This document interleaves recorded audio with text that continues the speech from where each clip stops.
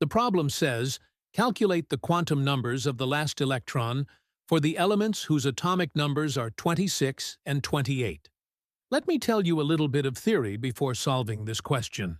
We have a total of 4 quantum numbers. The first, or the principal quantum number, n, is a number that tells us the main energy level of an electron in an atom. You can imagine electrons arranged in layers around the nucleus, almost like floors in a building. The first floor is n equals 1. The second floor is n equals 2. The third floor is n equals 3, and so on. As the value of n increases, the electron is generally farther from the nucleus and has more energy. Inside each main level, there are smaller divisions called sublevels. These are named S, P, D, and F. If n is like the floor of a building, then S, P, D, and F are like different types of rooms on that floor. The S room is simple and round, like a spherical room. The P rooms are shaped differently, more like dumbbells. The D and F rooms have even more complex shapes. So while N tells you which floor the electron is on, S, P, D, and F tell you what kind of room on that floor the electron is staying in. Also, not every floor has every type of room. The first floor has only an S room. The second floor has S and P rooms. The third floor has S, P, and D. The fourth floor has S, P, D, and F, and so on. We can continue to the 5th, 6th, and even 7th levels or floors if necessary. These S, P, D, and F are called the Azimuthal quantum numbers denoted using L, where S means the value of L equals 0. Then for P, L is 1, then 2 for D, and 3 for F. This is the second quantum number. Now, once you understand that there are different types of rooms on a floor, the next question is how electrons enter these rooms. Each sublevel is made up of smaller spaces called orbitals.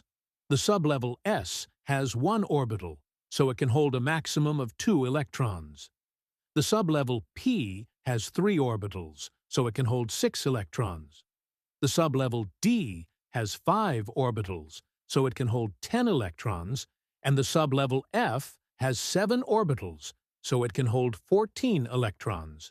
Since each orbital can hold only 2 electrons, that is why the total capacity becomes 2, 6, 10, and 14.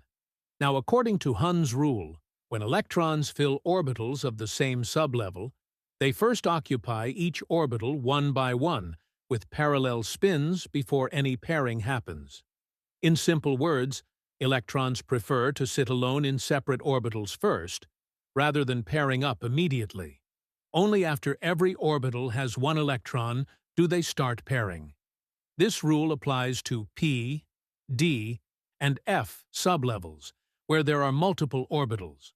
Now let us connect this with the third and fourth quantum numbers. The third quantum number is called the magnetic quantum number, written as m sub L.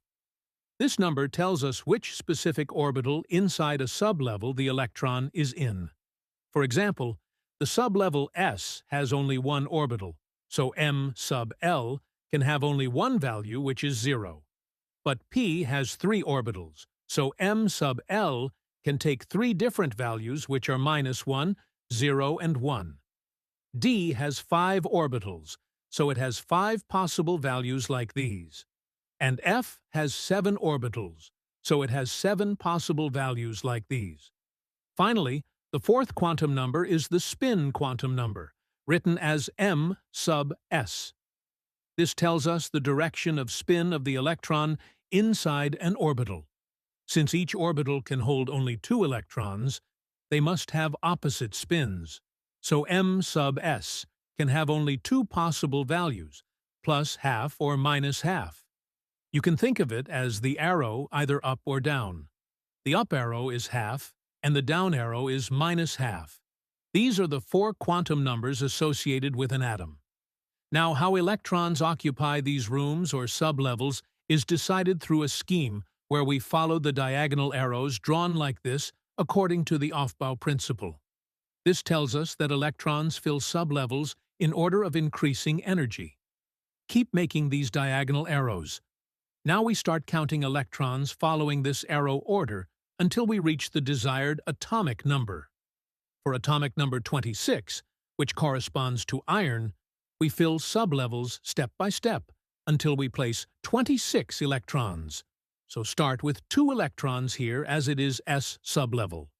Then 2 here, then 6 here, then again 2 here, then 6 here, and then 2 here in 4s. This completes 20 electrons. We are left with 6 more electrons, so write 6 here in 3d sublevel. This way, the configuration ends in 3d6. We can write it like this: 1s2, 2s2, 2p6, 3s2, 3p6, 4s2, and 3d6. From this configuration, we can identify all the 4 quantum numbers of the last electron, which is the 6th electron in 3d. The first quantum number is n. Since the configuration ends in 3d, the value of n is 3. Simple. The second quantum number is L, or the Azimuthal quantum number, which depends on the sublevel. Because we are in a d sublevel, L equals 2. Now we determine the magnetic quantum number m sub L and the spin quantum number m sub S. As mentioned earlier, d sublevel has 5 orbitals, so we draw 5 lines and assign the values -2 to +2 like this. According to Hund's rule, we first place 1 electron with spin up in each orbital. That gives us 5 electrons. The 6th electron must pair up, so it enters the first orbital with spin down. Therefore, for atomic number 26, the last electron has m sub L equal to -2 and m sub S equal to -half. So the 4 quantum numbers are 3, 2, -2, -1/2. Now let us move to atomic number 28, or nickel. For atomic number 28, the configuration ends in 3d8.